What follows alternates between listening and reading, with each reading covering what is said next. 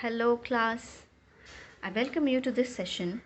This session is about return on investment, a part of profitability ratio.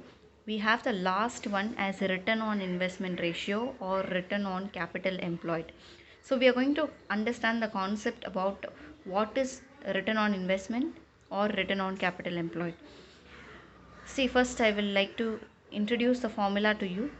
Net profit before tax, interest and dividend divided by capital employed into 100. Now, how to remember this formula is net profit before tax. You should understand this before word is very important.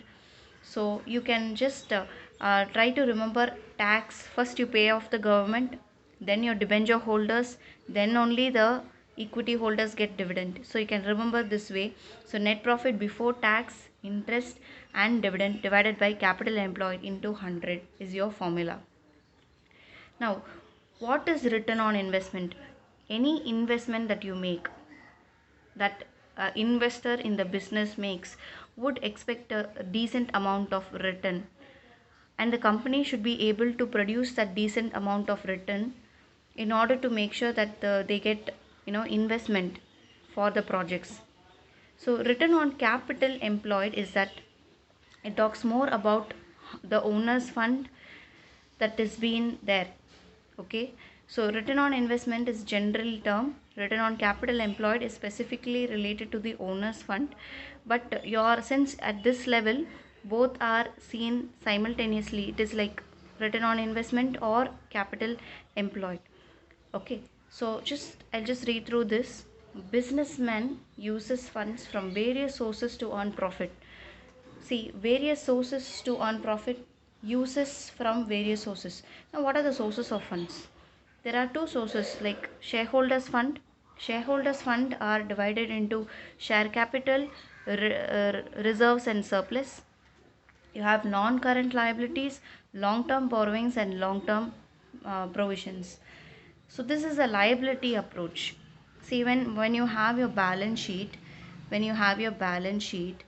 obviously your share capital as well as your reserves and surplus will be shown here, and you have all your borrowings and the provision in the liability side. So it is called as the liability approach. Now there is another approach called as the asset approach, where you have the total assets minus current liability. Now total assets minus current liability, in your textbook it will be slightly different. I'll teach you what, but the content are the same. You just concentrate and listen to what I'm trying to say, because the content are the same. So sources of funds is funds invested in assets to earn future profits. Obviously, you have assets, you are making some investment in the asset to what? To earn future profits. That is why it is called as capital expenditure. Am I right? So sources of funds. So what is this? Total assets minus current liability. Now for what we are doing this liquid liability approach and asset approach? To find capital employed. What is capital employed?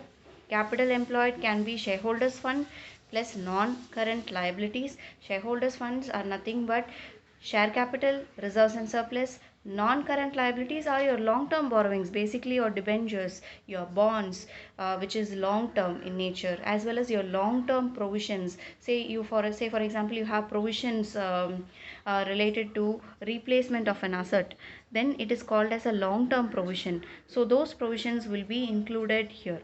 Okay, so total assets, what do you mean by total assets? See, in the textbook, as I told you that I will be elaborating what is given in your textbook also.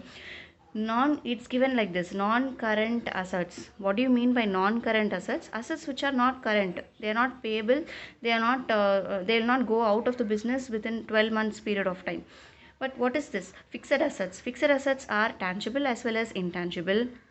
You have the non-current trade investments, you have the non-current investments. Okay, so investments that are not trade oriented are not included here.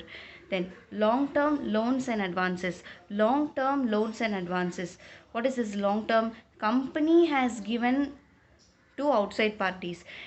That's why you take it as a you know asset. Otherwise you would have taken it as a liability. If it is company go borrowed loans and advances, it is company giving loans and advances, that's why you're taking it in asset. Then you, with that, you will add, what you will add, you will add working capital, current asset minus current liability. So what we are trying to learn, total assets, these are your total assets minus current liability will be capital employed, will be what? Capital employed. So I'm sure that you are able to follow that whatever I'm trying to say. So here you have to note one thing, non-operating assets are excluded while determining capital employed. This is very important, this is key. So non-operating assets, there may be some assets that is there, say for example motor vehicle. In a proprietor's account, motor vehicle, bicycle can be included as an asset, but is it for operating activity? It is used for his personal purpose. Okay, so those assets and all should not be included here to find capital employed, are excluded while determining the capital employed.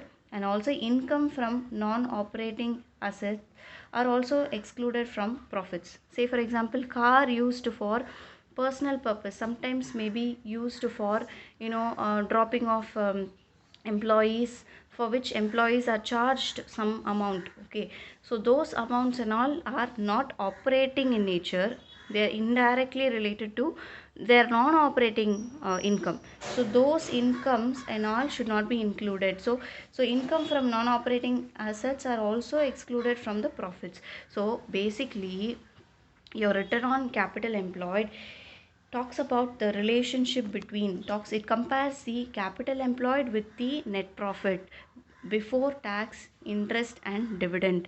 So you will not include the non-operating income in the net profit, nor you will include the non-operating asset in the capital employed. That's what we are trying to understand here. So the thing is that objectives and significance measures how effectively the resources of business are used. Results of different industries can be compared.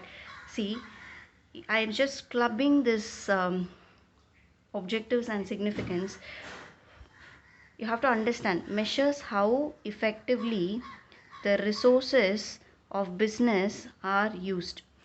If your resources are effectively used in a business, obviously you can invest more and you will be able to obtain more wealth out of it. But if your investment is not doing well, what happens is that your capital will be eaten away. What do I mean by eaten away? Your capital will be, you will be trading with your capital. Okay, what happens is that you will be losing your capital. Say for example, you have included 10 lakhs as your capital. If it is giving 1 lakh return, you will be like having a worth of 11 lakhs. Suppose for example there is a loss of 1 lakh, what happens to your capital? 9 lakhs will be your net result of the capital. So it is eating away the capital. So that should not be our motive. So it is measures how effectively the resources of the business are used. This is a very key point for the investors, especially in the companies, the equity shareholders who are investing their funds. Okay, because their funds are very precious to them and it has to generate income for them as well as the company. So this ratio indicates whether the purpose is being served, whether the investment is fruitful or not. Okay, and the last point is it inter and intra comparison can be made. Now inter and intra, do you remember this term? These terms are used in GST also. If you remember, intra is between states, inter is between states and intra is within state. In GST the same concept, if it is between industries and companies, then you use inter. If it is within which is department company can be compared. Within company it is intra. So comparison between one company to another company, between one industry to another industry is called inter. Intra is within company. Say for example, Reliance Petrochemical can be compared with Reliance Retail. So it is within, it is only the department or line of business that is different, but the company is the same.